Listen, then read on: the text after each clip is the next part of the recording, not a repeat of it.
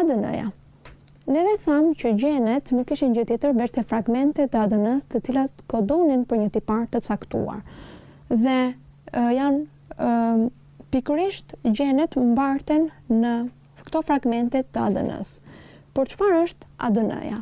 ADN-ja, siç paraqitet edhe në figurë, qëndron për acidin dezoksiribonukleik.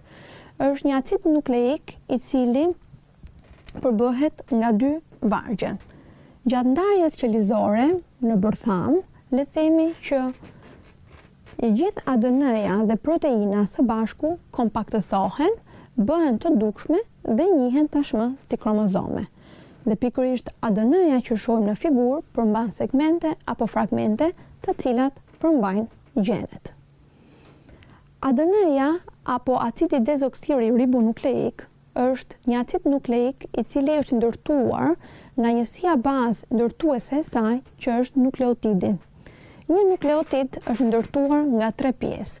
Ka një bazë pentoz të sheqerit, si shikohet dhe në figurë, ka një bazë të azotuar dhe një grup fosfat. Këto janë 3 elementët të cilët ndërtojnë nukleotidin që përfaqëson dhe segmentin bazë apo le të themi bazën ADN-s.